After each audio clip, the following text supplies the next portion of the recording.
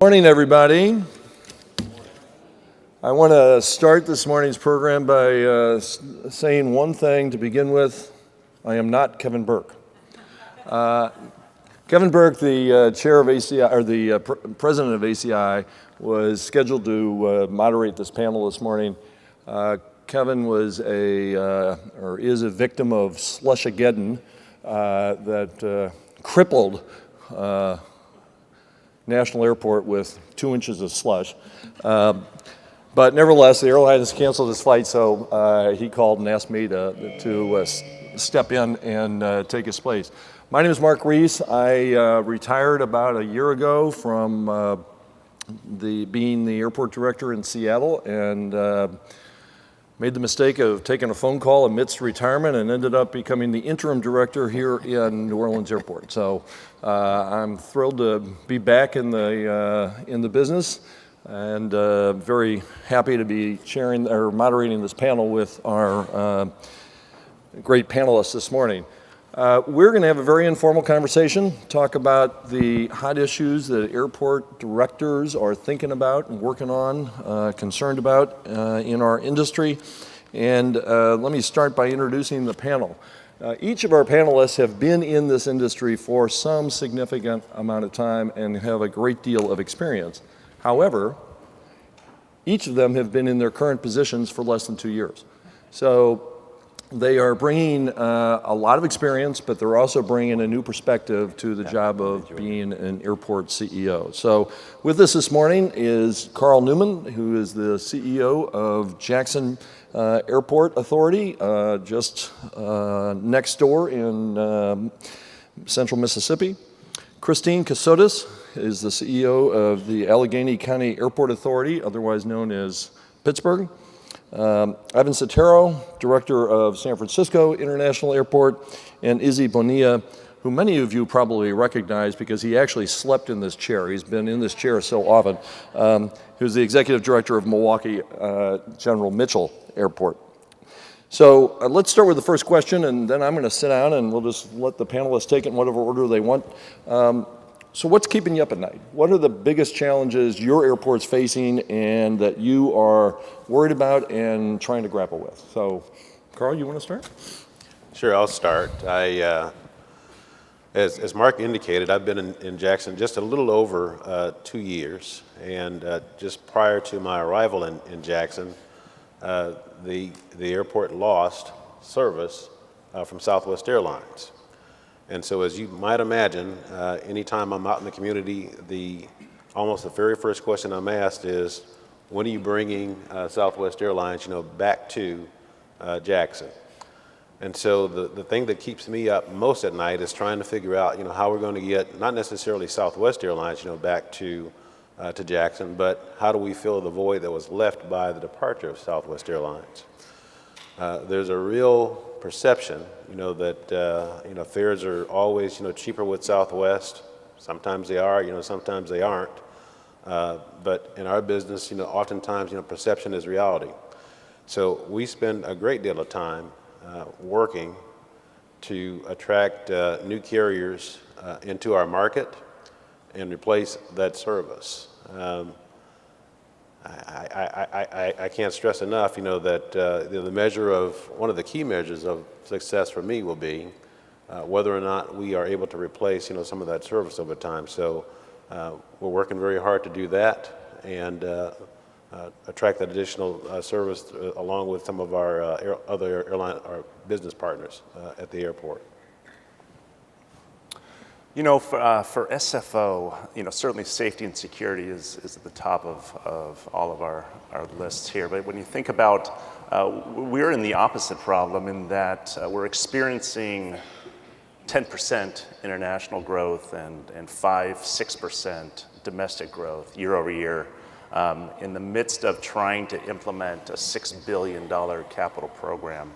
And so how do you sustain, allow for that continued growth, because it's so important to maintain a competitive marketplace while implementing just major renovations of terminals. And so it's a challenging situation, and for the first time, SFO is going to even ramp operations to allow for continued growth.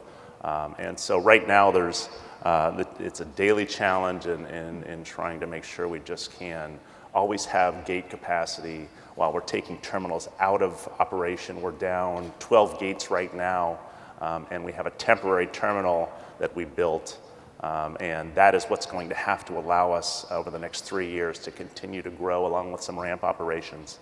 And for the foreseeable future, I think that is the story of SFO, is the international growth is so strong. It's about 24% of our traffic. But along with domestic growth, and now you see new plans around Alaska and with their purchase of Virgin and some of their growth plans, and that'll continue to put pressure on us. And so how do we keep and allow for that continued growth and the continued competition that's allowed us to be so successful over recent history? I have a solution for you. Send them my way. Your way. There we go. So in many ways, this is a metaphor for one of the major dynamics that's taking place in our industry, which is airlines are concentrating their service at the large hubs, large gateways, and there's a hollowing out of service in smaller airports. And it's been a trend that's really picked up since the last recession and gotten worse. Pittsburgh experienced a version of this even before the last recession. Right. So Christina, what's your issues? Well, I was brought in to bring in more air service, so Carl, I appreciate your challenge. And we've been very successful. I would say that what keeps me up at night, though, is the facility on the opposite end of Ivar. I've got too much space left over from the hub, left over from an airport that was built for 32 million passengers, and we have 8. And even with a 5% growth rate, we'll get to 18, right, or 20. So we're too big, we have too much space, and as I was testifying in front of Congress a couple of weeks ago and saying the funding formula doesn't work for airports that are not expanding capacity. So there's lots of opportunity if you need to grow, but there's not lots of opportunity for funding if you need to modernize. And there's a whole bunch of us in the middle of the country that are in that situation. So what keeps me up at night is, the usual bugaboos around safety and security with the new threats that are coming. But immediately, today, it's really about funding and how do we right-size and modernize the facility and how do we pay for it.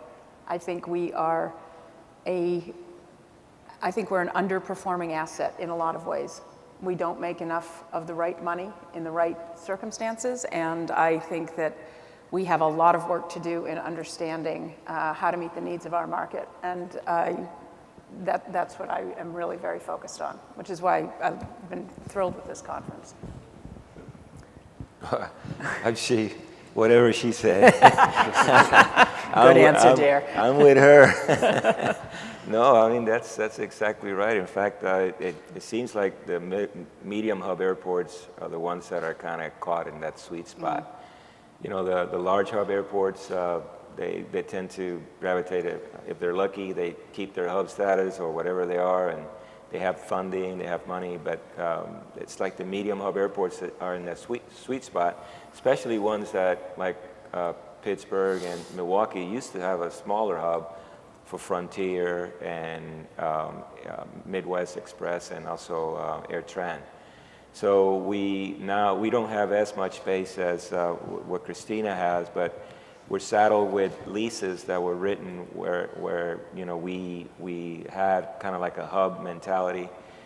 Thus, the signatory airlines now have to pay a higher rate, which means that, in order for you to attract some of these other airlines that are left out there, the Allegiants, the JetBlue, the Spirits, they're looking at your cost structure and they're going like, wow, that's pretty expensive, Izzy. So my biggest concern, which is what Christina said, is I think it's time, this paradigm shift of how we finance airports and how does the federal government allow us to use the PFCs, and how hard it is for us to even apply for PFCs, and then trusting the airlines to collect these PFCs, and then I think that whole model it's run its course, and we need to be a little bit more business oriented in how we can focus our it's like, in a way, it's like the airlines and the government don't trust us to actually spend the money.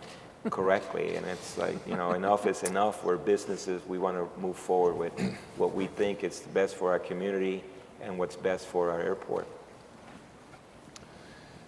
Thank you all. We have a very large hub, we've got a small hub, we got 2 medium hubs. They all have one thing in common, and that is the passengers and the passenger experience. This device and all of the similar devices out there are providing a certain kind of passenger experience, whether it's the kid who's downloading movies or it's a more functional addition to a traditional passenger experience. So I think traditionally we all thought of the passenger experience at an airport started at the curb, or maybe it started at the boundary of the airport as you drove onto the airport grounds. But has that changed? What do you all think about the passenger experience? Where does it start today? And for that matter, where does it end? Anybody want to start? Yeah, it starts the minute they think about the trip. I mean, and everybody's trying to own it. I don't know about you guys, but I get visited constantly by lots of companies who tell me they have the solution. They are the ones who are going to figure out the end-to-end passenger experience. And if they can just get in and do some sampling, if they can just get in and try this product. So I think that the journey for the passenger starts the minute they log on and figure out where how they're going to book their ticket. And we have missed opportunities as airports to communicate almost from that point forward. And I think we have a lot of opportunity to engage, but nobody's figured it out as far as I can tell yet. Because the airlines feel like it's their passenger, right? The airport feels like it's our passenger. And at some point it becomes the customer of TGI Fridays or Hertz or something like that. So, or American Express, who wants to keep that passenger in their clutches as it enters their Centurion lounge. So I think that there's a lot of people who want to own that passenger, and it's that, how do we work together and where's the airport's role? But I think that starting at the curb is almost too late at this point. You know, I would agree with that, and I'll just add that when a passenger has a bad experience, I don't believe that they make a distinction between, you know, the airport, right, the airline, or the rental car firm, or the parking operator. They just know that they had a bad experience, and we all get painted, you know, with a brush, regardless of who, you know, actually caused the problem. On a weekly basis, we sit down and go through, you know, our customer service comments, all of our customer service comments, and I can tell you that you know, from those comments and just how we have to respond to those, the customer doesn't make a distinction. If they've got a problem with the airline and a baggage issue, they're coming to me, you know, to help them, you know, solve that problem. And so I think you're right. You know, the customer experience begins, you know, long before they arrive at the airport, and probably doesn't end until they get to their destination at the other end of the trip. And so we've got to do all that we can to ensure, you know, that experience is something that is wonderful.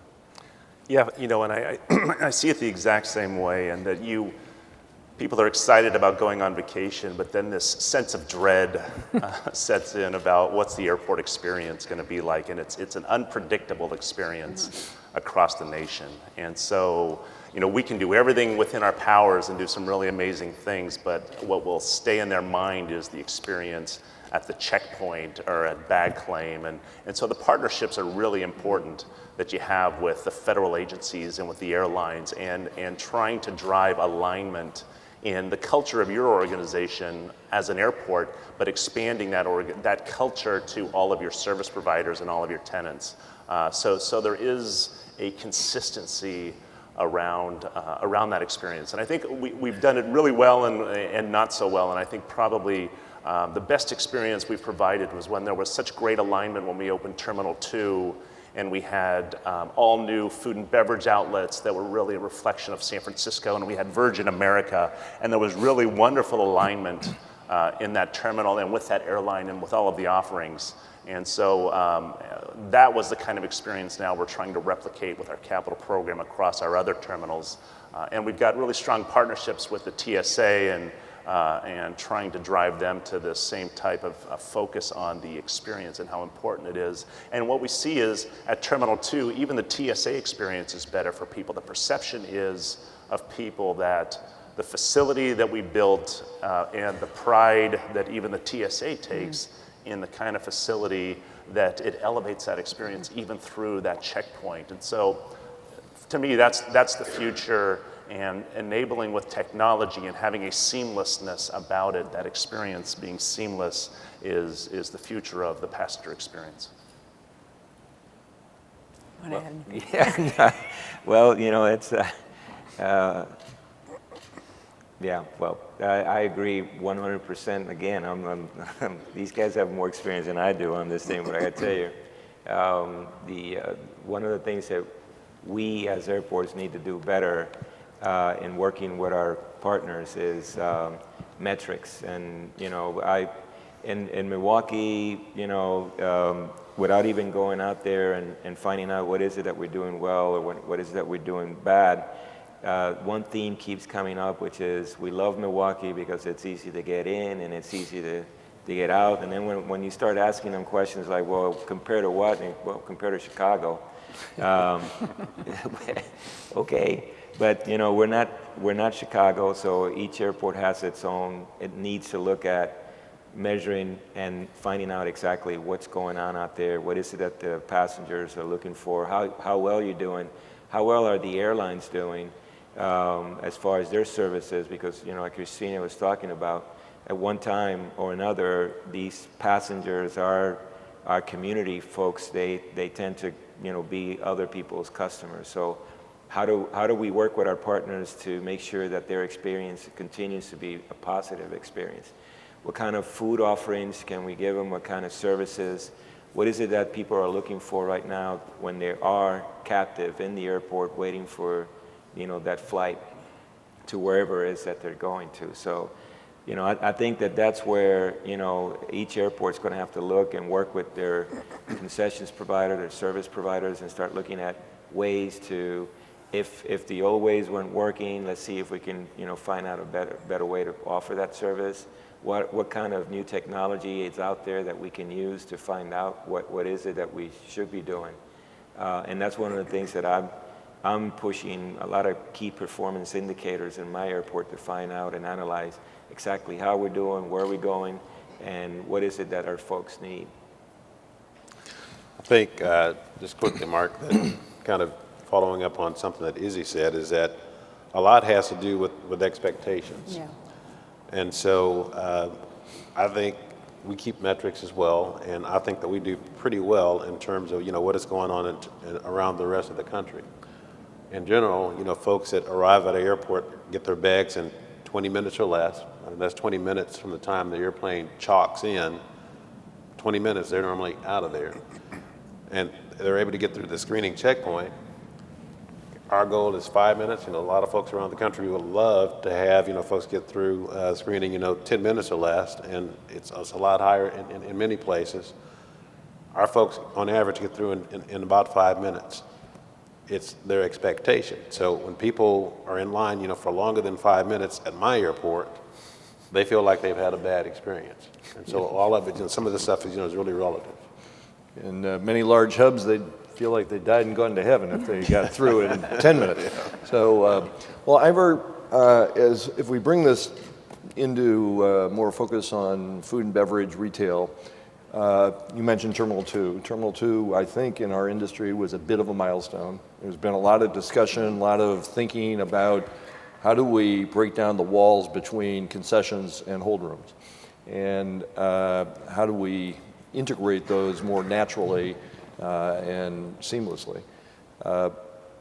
Certainly when John gave me a tour of Terminal 2 not long after it opened, it really struck me as being something very different than my experience. So several years in now, how's it holding up? One of the questions I thought of then, and I don't know the answer to, I don't know if you've evaluated it, is when you meld concessions and hold rooms in a way that is far more seamless than the traditional way. Is that more space consumptive in terms of passenger square feet per passenger throughput, or is it less space consumptive? Because, you know, one of the big things we all have to worry about as airport directors is how much money do we have to spend to build capacity, and as well as the customer service. So how's it holding up on a revenue side? How's it holding up customer service? And what's the sort of space efficiency outcome that you guys evaluate? So Terminal, excuse me, Terminal 2 has been in operation about 5 years now. And it's holding up amazingly well as a facility, and the quality, pardon me, the quality of the facility and the food and beverage offerings are fantastic. They're healthy, fresh options. They're unrecognized brands in the national context of airports, but people are really enjoying that. And this integration of food and beverage with hold room works out really well, and actually it feels roomier because there's so much space in the middle of the facility where people feel relaxed that they can sit and wait for their aircraft and not worry about seeing the tail of the aircraft and sitting in the hold room, which takes them away from our perspective, spending opportunities. And so when you think of the financial performance of Terminal 2, it is the highest per spend rate of any terminal in the U.S., and the last numbers are just incredible. We're generating about $18.20 per passenger spend rate, combined food and beverage and retail, and that's more than $2. That's $2 more than the next closest terminal spend rate on a per passenger basis. And so, the economics around terminal redevelopment and a compelling argument for the kind of facility we want to build, which is a high quality facility in terms of finishes and in terms of that passenger experience and natural light.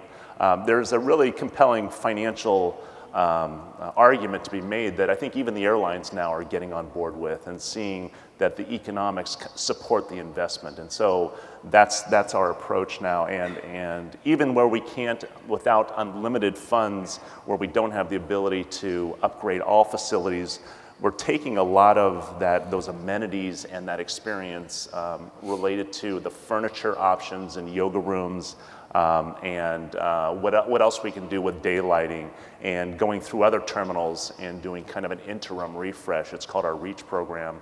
And that is, we've done some pilots out in the terminals, and those are just so well received by the passengers. And so it's really exciting where we're going over the next 5 years.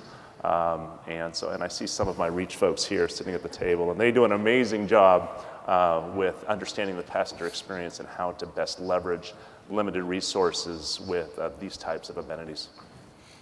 So Christina, your airport is sort of on the other end of this dynamic, in the sense that years ago, when it was one of the major hubs, the concessions program there was thought of as a real star, because the program was sort of built around the concession.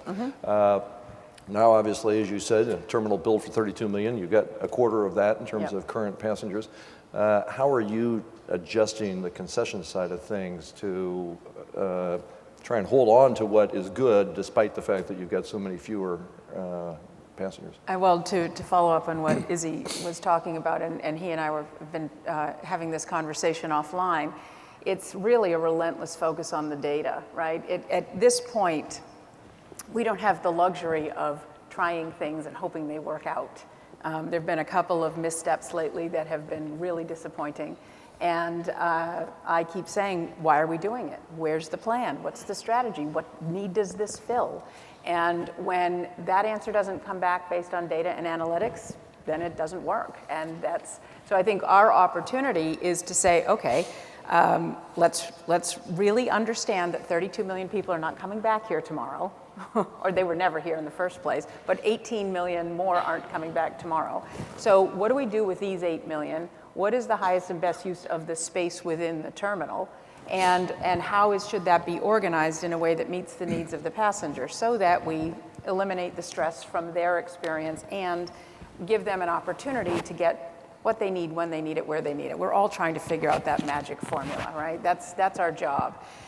And that requires a lot of partnership with the operators, with our developer, and with staff to understand that this is a different environment we're working in today. It requires different tools, and the way that we used to do it no longer works. It just doesn't work. So I've been in Pittsburgh for 2 years, and like I said, I appreciate Carl's dilemma. For the first year, we were just focused on air service. That was it. And now I've been able to, that's off and running, and we've got good momentum. So as we sort of look up and around, we look at revenue, and we sit on a large tract of land. So what's the highest and best use of that land? And then we look at the terminal. What's the highest and best use of the space within it? And in all cases, it's got to be based on what's the market, what do people expect, what are the trends, where are we going, and who's flying? I mean, it's not hard. It's not that hard. So, and you got to pull people around to understanding that we're going to do it this way, because it is different for Pittsburgh. It's a different way of doing business. I echo that same sentiment, because we've had to actually close down. We are going to close down one terminal that had been underutilized, and we're actually focusing our attention on the 2 remaining terminals and using technology to try to convince the airlines to, for many years they've planted their flags and they didn't want to move, or they didn't want anybody else to use their area. But that's all going to be changing. So when we do that, then we're also looking at how are we going to also improve the services that are being offered, whether that be in food and beverage or in retail. And so we are working on a consolidated checkpoint that we are we have an RFP out in the street right now, and maybe a lot of you all are probably sick of me saying about it, but shameless plug. But we are working with our service providers to restructure and remodel our and then the idea is to try to see if we can get creative and bring in that that next generation of concessions and service providers. What is it that we need to do to change? We want to be leaders. We want to be upfront. We don't want to be caught in this paradigm, this old paradigm of always offering the same slice of pizza and the same burger and the same, it's time for us to kind of look at something new. People are looking for healthy offerings. People are looking for gluten-free stuff. People are looking for, the actual experience itself. It's not just sitting down and plopping your burger somewhere and then, eating real quick and then running to the airplane and, having acid indigestion at 30,000 feet. And that happens a lot, trust me. So what we're looking for is, and again, there's nothing wrong with the service providers we have today in our airport. I think SSP, Host, Paradies are doing a great job. And I'm not doing that because I don't like what they're doing. I'm doing it because we're looking at restructuring and in a way, this is a business case too. We're not performing very well in our pre-security offerings. How long do we continue going down this path and being unsupportable? Let's change the path and let's move in a different direction. And that's where we want to go. We want to agitate things and see where they fall, and then make sure that we're leaders in the industry in that.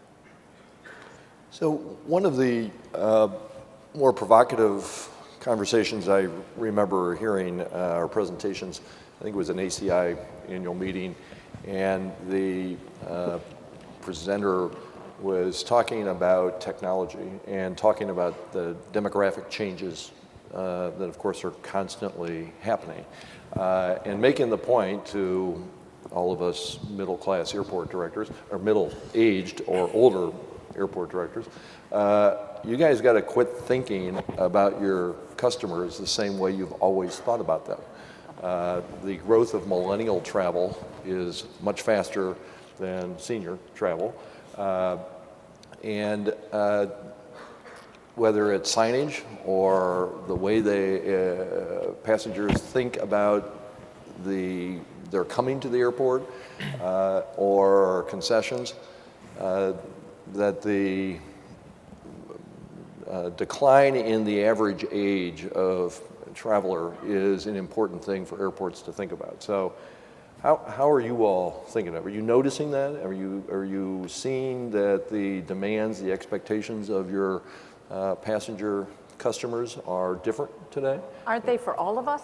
I mean, I travel differently. I mean, I'm certainly not a millennial.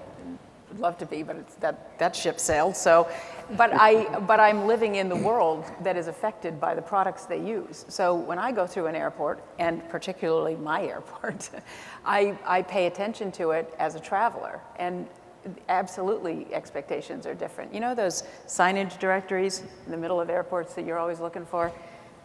They still look the same in all the damn airports. I mean, maybe once in a while you get to touch a screen and half the time it doesn't work because there's a technology failure. There does not seem to be airports, and I appreciate it in the position I'm in, we're not there. We're not there. And we still have an older population in Pittsburgh as a significant part of our travel demographic. So we're always going to be meeting their needs in addition to the millennials. But how people consume information is absolutely different than it used to be. And we have to find a way to keep up with that. I think that a lot of that, as new terminals get built, and whether it's Terminal 2 or you look to outside of the US as greenfield sites are being built, I'm always curious as to how large public facilities are getting people through. How do they talk to them? How do they communicate? What's that integration with digital through sort of a multi-channel approach? But I don't think anybody's completely nailed it. Maybe some of the stadiums, you know, and some of the sports venues. But I know that as a passenger, I get frustrated in airports thinking it's not right where I want it, the information. And when I go online, the mobile apps, they're not as responsive as I expect them to be, including our own, I will admit. So how do we do that better? I think is a question I know we're trying to solve, and I'm sure everybody else is too. Yeah, you know, and I totally agree with it's about technology, not about age necessarily, Right. And it's all about this thing, you know, wherever that is. Oh boy. He can't find it now. What's going on? Oh God, Stop. stop. It's all about that. Do you want to hold one just to feel Yeah, better? it's all about this thing. And we did some focus groups last week, and it was clear that this is where their head's at, and how we're not there yet at airports in wayfinding and the seamlessness about air travel enabled by your device. And we did a pilot that was really cool for the visually impaired, getting off of our regional transit system, BART. It was how can we help the blind and visually impaired to get to their terminal, and so we did a lot of beaconing, and we brought in a startup that developed an app, and so we were successful in helping wayfinding for that demographic of people to go from BART, the regional transit system, to where their gate is. And so that's the future, and piloting things like that are really important. And what they're looking for, that's what the passengers are looking for, is just, you know, they don't, I was surprised to hear the things that we're focused on, they don't care too much about. They care about their phone, and they care about just ease of travel, and how can you help get me from the curb or from my home to the hold room where I need to be. And so we've got a lot of work to do with that. And what we have to do, though, is be responsive and prepared for the technologies and the disruptions. And for us, Uber and Lyft was a huge moment, and we were the tip of the spear around these shared ride services, and how we responded to that was in a very leveraged way. How can we take advantage of what's going on? You can't prevent it, you have to be able to respond to it, and we've got a really wonderful IT department that really took that on, and we came up with our own application that then manages all the TNC, we call it, Uber and Lyft traffic, and we get revenues off of that for every pickup and drop off. And so we have complete transparency of what's going on at our airport around all of the Uber and Lyft and Wings operations. And so I think staying ahead of... We need to see you about that. Well, we made $25 million last year off of Uber and Lyft. Oh, And it's my God. growing at a tremendous rate, the revenues and that mode of transportation. And so you have to be prepared as an organization, as a culture in the organization, to respond and try to even get ahead of these kind of things. So I want to thank you guys for taking the lead on that, because when I got to Pittsburgh, which is where Uber is testing all of its driverless cars, I said, "It's great. So can Uber pick up at the airport?" And I was told by a member of the staff, "No, we can't have them. That can't happen. The taxis will absolutely go crazy." And I said, "Let me get this straight. The pitch in this community is you're an innovation community, you're an entrepreneurial community. We've got Uber testing its driverless cars here and only here, and we can't let them pick up at the airport." But they figured it out in San Francisco. And so we called John and talked to folks in San Francisco and figured out a way to get it done. And I don't understand this attitude of we've got to protect and keep things the same. I don't get it. You can imagine that person's no longer on our team because it is a cultural issue. And what I realized is it was getting blocked at a staff level. So these conversations were never even, Uber was trying to have a conversation with us and couldn't. Right. And I just find that fascinating. Like, the world is moving fast. And it doesn't matter that we have all these big facilities with lots of embedded infrastructure. We have to respond. Crude as it may be, we've got to start, right? And so thank you. I appreciate what San Francisco did. Yeah. I was just going to say that at my airport, my goodness, we have a really long way to go. And so there's a lot of low-hanging fruit, that we need to pluck and pick. We're faced with, so many other important issues, like getting air service, that we've not been able to address some of these technology issues. I'm very fortunate that I have brought a young man in with me from Houston, who is focusing on those things, and through his efforts, we're going to be able to make it. It struck me how far behind we were, though. I went to a Starbucks. I had a meeting, off airport Tuesday morning, and so I had a little bit of time on my hands, and I stopped at a Starbucks store. And I go into the Starbucks store, and I order like I always order. I walk up to the counter, I order, and I'm standing there waiting, for my order to be delivered. And as I'm standing there waiting for my order to be delivered, I'm watching the stream of people walk through the door. They walk up to the counter, they grab stuff from the counter, and they walk out. They've used, their app, in order to... You were probably paying with cash, I was paying with cash. Paying with cash. And so that just told me, how much more we've got to think about, how it is that we deliver service, to our customers. Now, Paula Kachars is in the audience, and she's with Phoenix Airport, and I don't know, I guess maybe 4 or 5 years ago, they went through a refresh, with food and beverage. And I believe, that as a part of those efforts, some of that type of technology, has been employed, at that airport. But across the country, I think, there are many, many opportunities for us to do a better job of communicating with people who don't necessarily want to talk to you. Right. They want to use their device and get the service that they need as a result of utilizing that device. So my place, we've got a long way to go, and we're going to work towards it. So, Carl, you just made reference to, of course, the Starbucks app that those folks were using. Right. Both Ivar and Christina made reference one way or another to apps. So the capital T-H-E airport app is sort of the holy grail to a whole set of folks in our industry. The airlines, of course, want you to use their app all the way to the end of the process. They want to hold on to you.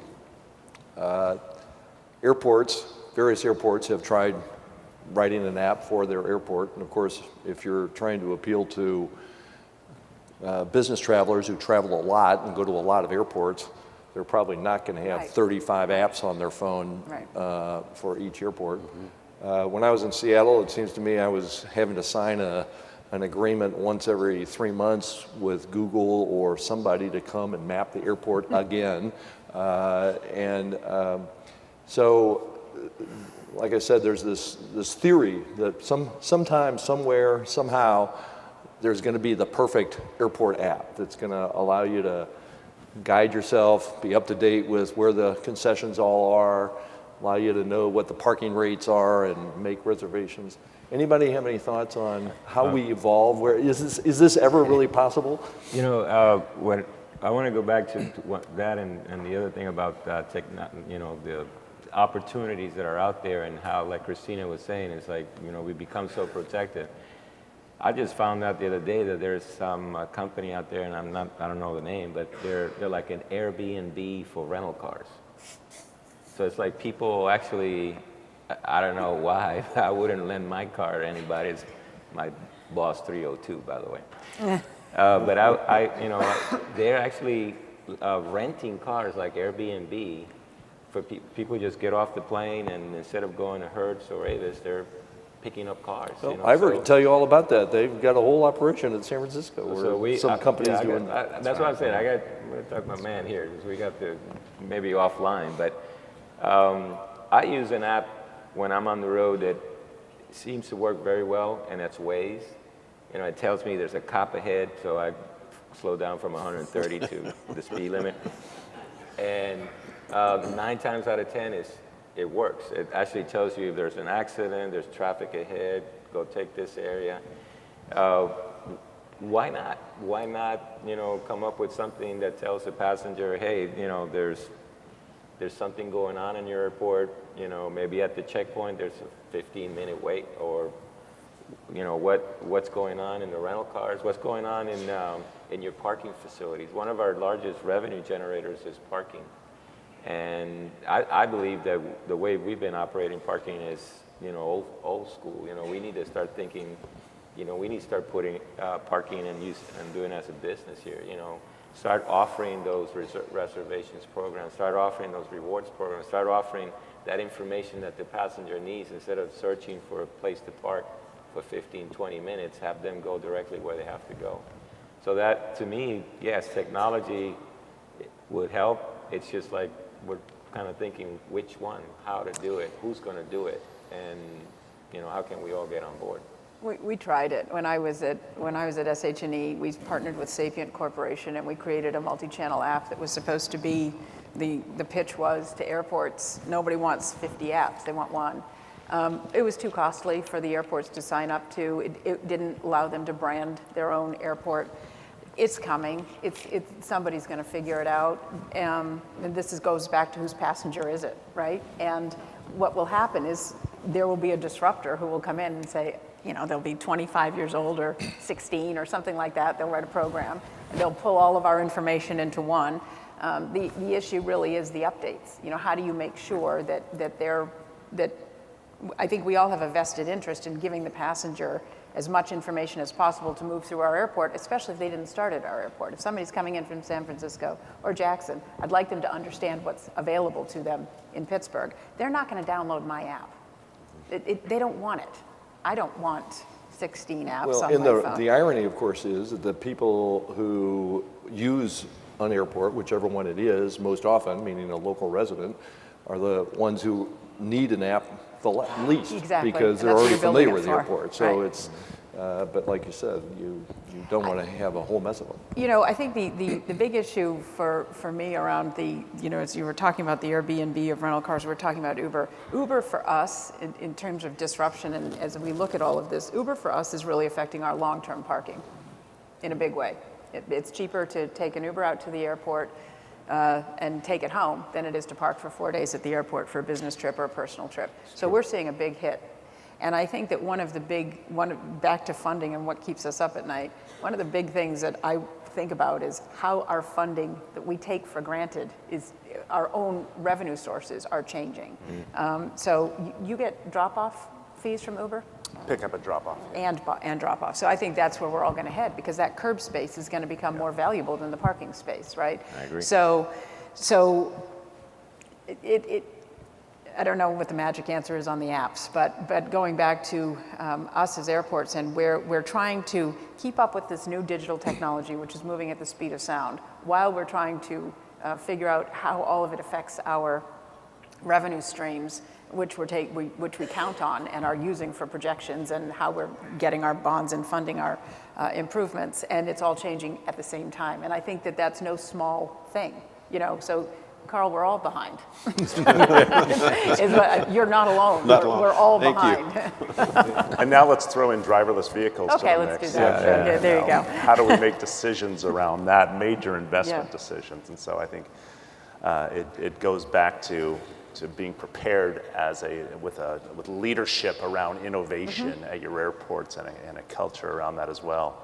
And how do you take advantage and make opportunities out of these things as well? We see the same thing as that, you know, in the focus groups, people don't use SFO app per se. And so our approach is the approach that how do we embed ourselves with the airline apps, because that's the information that's really important to them. And so we're going down that path more so than trying to build an app that fits everyone's needs. But I think it is coming. You see everyone is enabling technology. The duty-free folks, you know, they're all looking at how to enable technology in their operations. Everyone, food and beverage, you know, food delivery services, all those things are coming too. And so I think it's coming. It's just going to take a long time because you can't react to all of those people that say, I've got the perfect solution to you. I think, you know, Christina's right on, because we get those calls 10 times a day. I've got the perfect solution for you. Yeah. And so there has to just be, you have to have the right leadership, and you have to be cautious with how you approach it. So I think a theme really over the last 45 minutes has in some ways been disruption. So Ivar talked about disruption in the context of the incredible growth that San Francisco is having to deal with. Certainly U.S. Air calling Kent up at 20 minutes to midnight about 15, 20 years ago and saying, oh, sorry, we're leaving, was disruption. Yes. Trying to meld concessions and hold rooms is, in terms of terminal design, is definitely a disruption.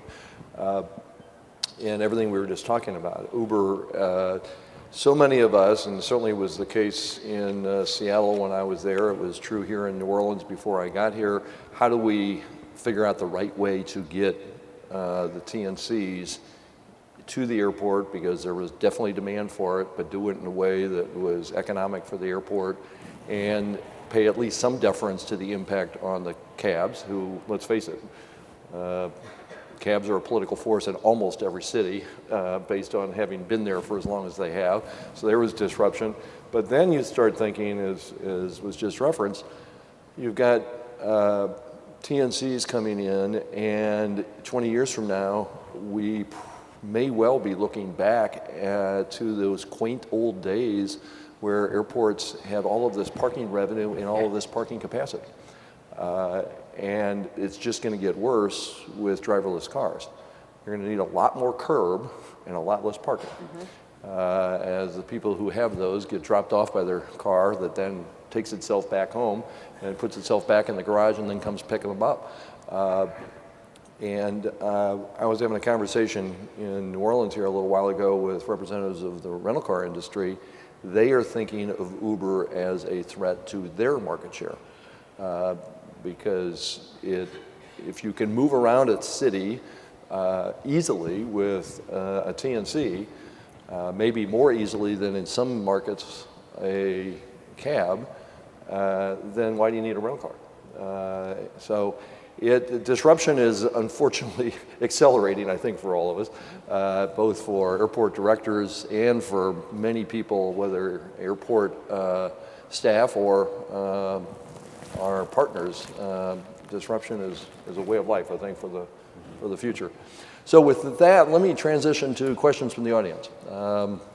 We got four folks know a lot about this industry, very different markets, very different experience. What kind of questions have you got for them? I don't know, did we have mics in the audience out there, or are we just going to have, here's a microphone waving around. Anybody got a question? I think we need coffee. We need coffee, man. We gotta wake up. Wake up.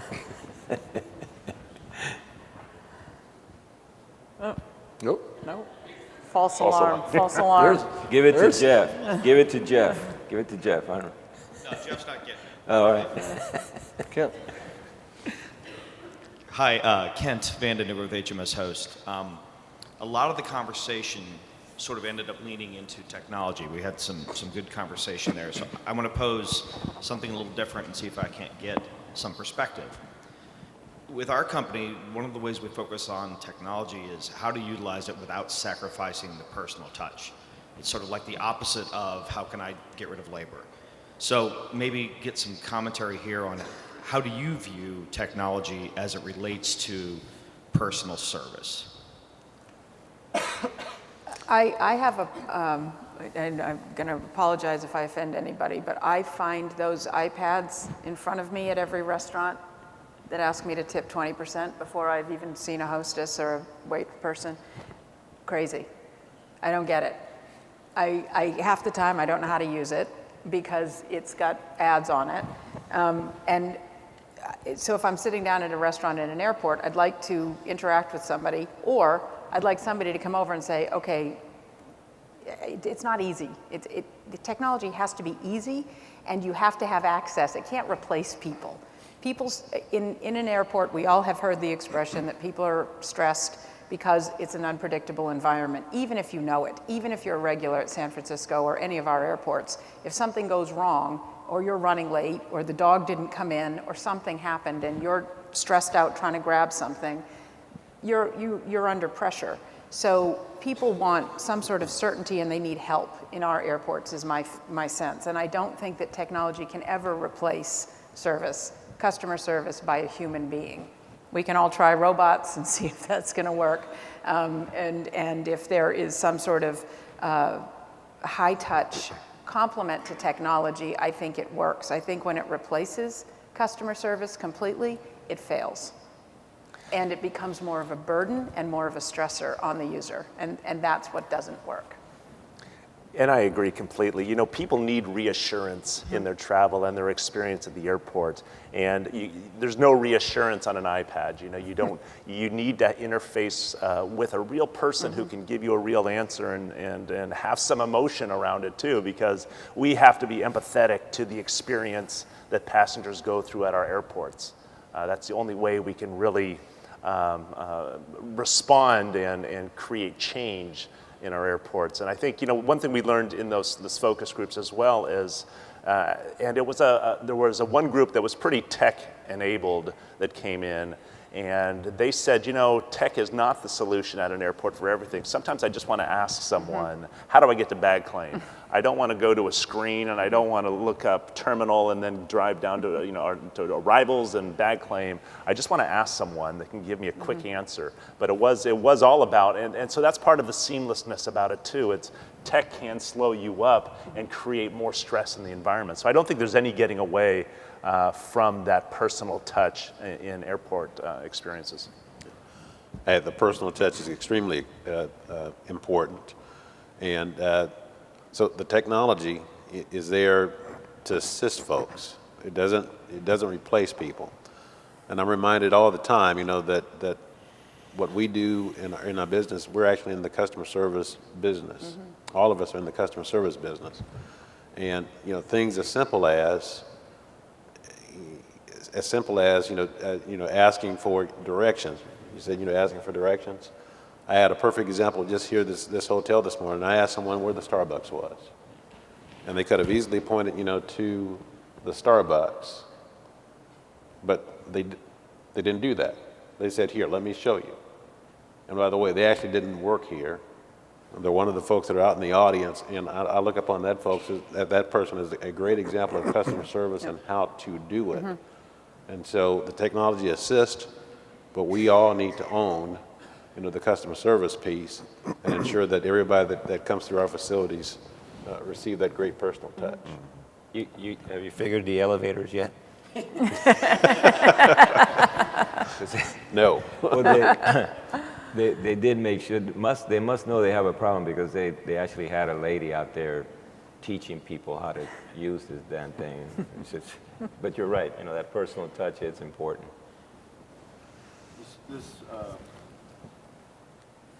This airport was severely damaged in Katrina and completely rebuilt. And the lobby, as I understand it, was added, that building was added later, and the entire internal dynamics and layout on the bottom 3 floors was all brand new. And also, you can imagine what the floodwaters would have done to the electronics of the elevator system. And so they put a brand new guts into the elevator system, and that's that's one of the challenges of getting technology right. So I see over there. Here we go. Hello, good morning. My name is Damien from St. Martin, Princess Juliana International Airport. One of the questions, something that I heard just a few moments ago was someone saying that we should integrate the airport app or the airport technology with the airline app. I was just wondering, that's an opinion I share also actually, and I was just wondering if someone has a good example of that and how do you see that being implemented? That's you, Ivar. You know, we're working on that with our airline partners. I don't know, we don't have a solution for that yet. We just feel that that's the right direction to go because of that is what's most important to the passenger. So my CIO, Ian Law, could answer that more fully, but right now we're still working through how that would work. Are you thinking that you would provide, say, United as your principal carrier, the airport data so that they could append it to their app, or are you going to, have you sorted out the basic big picture architecture approach? You know, they would have links within their apps to our apps on how to get information, but we're very protective. Yep. As airports are of all the data. So it would be through hyperlinks, that kind of thing. Okay. Other questions?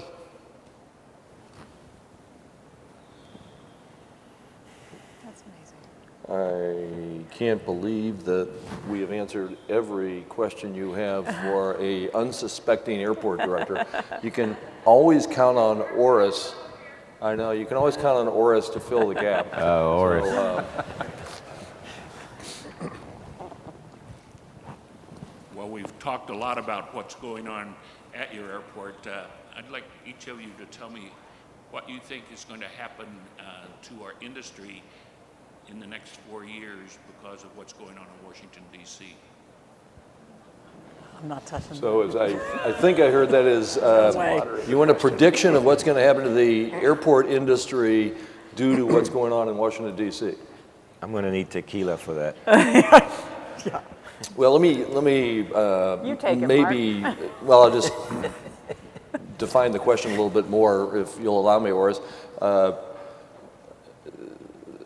When I arrived here, a number of the politicians made the point that, well, first off, New Orleans is building a close to $1 billion new terminal that will replace the entire current terminal.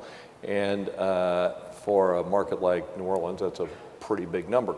So many of the folks in the city council and others were excited about hearing then President-elect Trump talking about the need to invest in a meaningful way in infrastructure. And quick to throw cold water on any optimism I can find, I said, well, if you look back, ever since Eisenhower, every presidential candidate has said they're going to invest major money in infrastructure, and how many of them have done it? So we are hearing lots of talk about infrastructure. We're not hearing anybody very seriously talk about airport funding per se. Certainly, but the airport needs are very obvious. I think ACI's survey just came out in the last week or so that said we anticipate $100 billion worth of airport investments over the next 10 years. If there's no better way of funding airports, do we see the dynamic we talked about at the very beginning of this conversation, which is large airports, got some amount of means, got more market power, thus being able to fund airports, being able to keep up with growth and thus attract more growth, and smaller airports, which have less means, end up being unable to attract, and so we get an even greater schism we have today? Or is there any hope that we could actually figure out a way to fund airports across the board? And what role might privatization play in all of that? I'm a little bit optimistic, and in that for the first time in a really long time, there's actually some discussion of removing the cap on the passenger facility charge, the user fee. And so with that out there, and some other work that the industry is doing to try and figure out ways to self-collect the user fee, a passenger facility charge, I think I'm a little bit optimistic, from that standpoint. The sort of long term, though, in terms of the money, for infrastructure, I don't believe that there's a magic bullet out there, and so there is no silver bullet, where magically, these billions of dollars are going to appear, and we're going to be made whole. And so airports, as other businesses have had to do over a long period of time, have to be a lot more creative in terms of generating revenue from other sources. And one of the things the other thing that kind of keeps me up at night is that I've got approximately 1,000 acres around that airport that is available for development, and figuring out, where to get, where to place things, making sure that we get them in the right places, and developing those revenue sources is another big issue for me in ensuring that we remain a very viable airport. From an air service standpoint, I think that the problem is, for small airports anyway, is going to get worse. And so we're going to have to, work really hard to make sure that we maintain, what we have, and be really creative in terms of what it is that we offer airlines to ensure that we continue to provide, service to folks that are in our community. And the other side of that is demand. We're seeing a drop in international travel to the U.S. right now, and so how sustained is that? It's typical with a change in administration. You do see that, but some of the new policies are probably creating additional pressure on that. And so for SFO, for instance, we're still growing in terms of number of flights, but we're seeing load factors start to drop. And so that's an early indicator that this is having a real effect. And now how prolonged is it? And now does that stunt our growth for the next few years, or not? We don't know. It's going to be a time will tell type of thing, but there's also that side, is maybe the demand drops to an extent that the investment isn't as critical, but in the future is about growth, I think. And so you still have to be prepared for 5 and 10 years out, and what does that look like? So it's not an easy problem. I think uncapping PFC is a wonderful start to this. And now that the airlines are understanding that the airports are in focus, I think that's not a bad thing. I think it helps to, yes, everybody talks about infrastructure, but not everybody talks about airport infrastructure. And I appreciate that we may actually have some weight with the airlines, who have heretofore been a little dismissive, like, yeah, well, don't worry about them, just let's pay attention to us as airlines. And I think the airlines are now, after that meeting recently at the White House, the airlines are feeling like maybe we need to work together. I think that's the opportunity. The opportunity is that we're finally at the table. I don't believe anybody's got $1 trillion sitting anywhere that they're just looking to dole out. I think it will be incumbent upon us as airport operators to figure out how to pay for what we need, and to identify what that is for our communities according to our community needs. And some of us will look to the private sector to help with that, as we have all done. I mean, somebody's got somebody doing something, right, that used to be an airport staff person. So I think that it's going to be all of that working together. The difference now, to me, is that the airlines understand that the airports have to be paid attention to. We all knew it all along, but the fact that they think that there's something that we may be able to horse trade so that they can get what they want, great. Well, I believe that when I see it. But, you know, I agree with you, Christina, that you know, on paper, this guy, you know, basically ran on a platform of, you know, he's a business guy, we're gonna make America great again, yada, yada, yada, blah, blah, blah.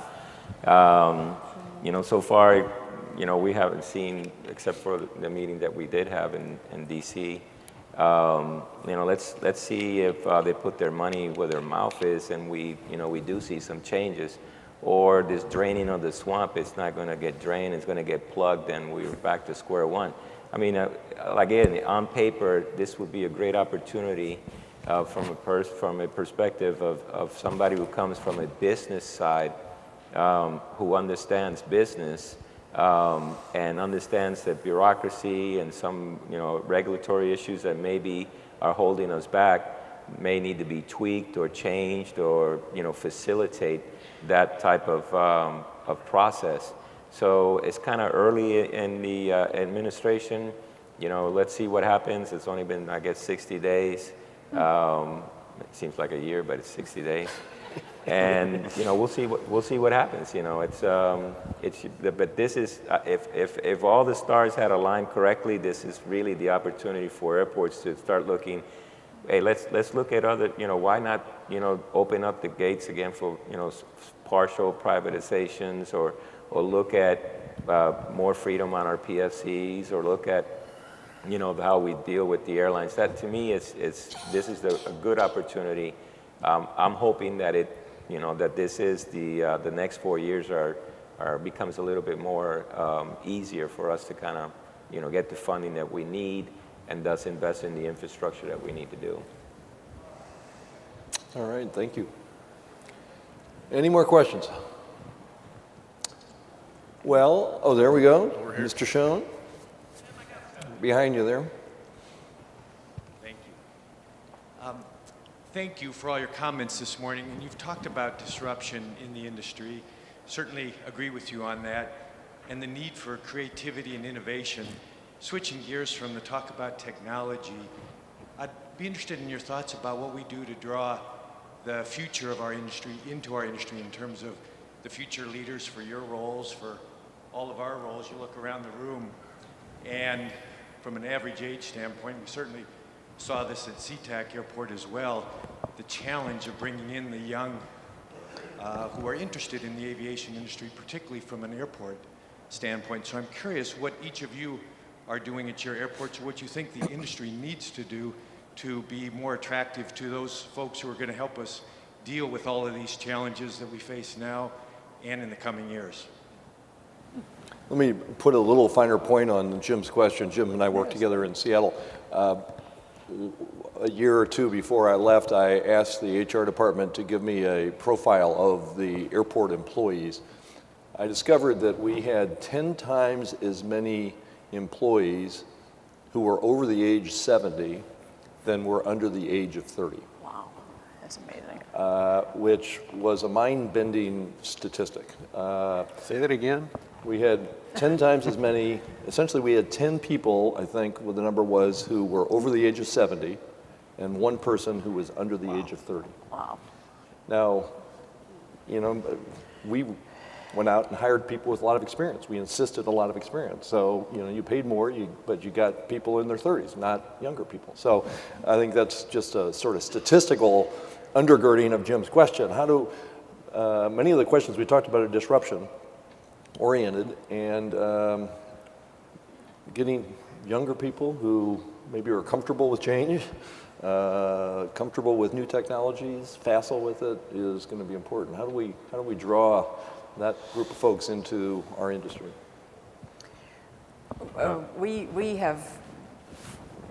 I actually got accused of only hiring young people. Somebody said, you're only hiring millennials, and we actually looked at everybody, the age of everybody that has been hired since I was hired, and it's a very even spread from sort of, you know, early 20s into 50s.